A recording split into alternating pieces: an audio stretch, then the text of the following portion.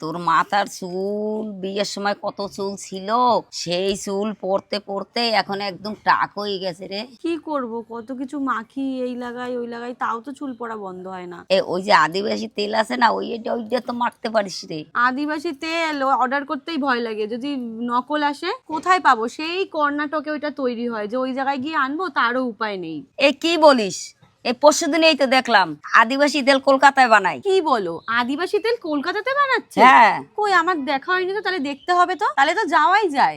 যা যা ঘুরে আয়, আনাইলে এই চুল কিন্তু বাঁচাতে পারবি না। ও মা, তাহলে চলো দুজন মিলে যাই। না না, আমার এই গরমিতে যেতে পারবো না, তুই যদি যাস আমার জন্য এটা নিয়ে আসিস। হ্যাঁ ঠিক আছে, তাহলে দেখি কালকে যেতে পারি কিনা। শাশুড়ি মায়ের কথা শোনার পর আর অপেক্ষা করতে পারলাম না, প্রচুর ভিডিও দেখে জানতে পারলাম ক্যানিং এ এখন ম্যানুফ্যাকচার হয় আদিবাসী হেয়ার অয়েল। ব্যাস পৌঁছে গেলাম ক্যানিং, আর সেখান থেকে সোজা চলে আসলাম যেখানে এই তেল বানানো হয়। চুল হোক বা স্কিন, আমার কোনো জিনিস যাচাই না করে ব্যবহার করতে ভীষণ ভয় লাগে, তাই আগেই ঠিক করেছিলাম আগে যাব, নিজের চোখে দেখবো, তারপরেই কিন্তু নিজে ব্যবহার করব। আর যদি সেটা ব্যবহার করে কোনো রকম ফল পাই তাহলেই তোমাদের সাথে শেয়ার করব। দেখো আমি কিন্তু চলে এসেছি ক্যানিং এ, আর এইখানে এসে দেখলাম প্রায় 108টা জড়িবুটি এখানে রাখা রয়েছে। তোমাদের মধ্যে অনেকেই হয়তো জানো এই অশ্বগন্ধা আদিবাসী হেয়ার অয়েল কিন্তু কর্ণাটকে ম্যানুফ্যাকচার হতো। তাই প্রথমে যাওয়ার পরই আমার একটাই প্রশ্ন ছিল এই দাদার কাছ থেকে, যে কলকাতাতে হঠাৎ করে ম্যানুফ্যাকচার কেন করা হচ্ছে। তারপর দাদার কাছ থেকে আমি যেটা জানলাম বা শুনলাম, সেটা শোনার পর তো আমার চক্ষু চড়ক গাছ। প্রথমেই দেখে নাও এই অশ্বগন্ধা আদিবাসী হেয়ার অয়েলের কতটা বেনিফিট রয়েছে। দেখতেই পাচ্ছ হেয়ারটা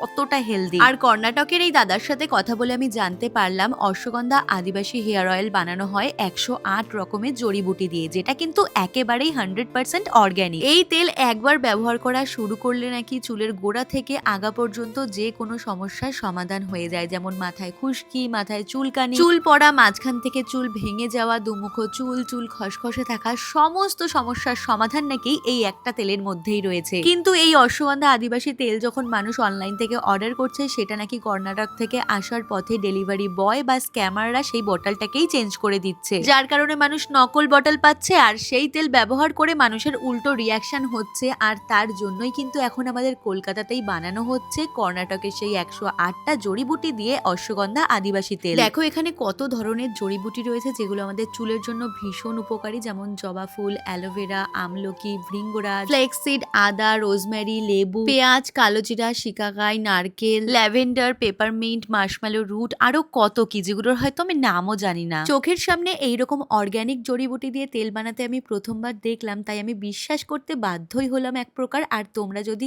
এই তেল নিজে নিয়ে ব্যবহার করতে চাও তাহলে কিন্তু আমার বলা নাম্বারগুলোতেই অর্ডার করো। নাম্বারগুলো দেখো স্ক্রিনে শো করছে। অনেকেই জানো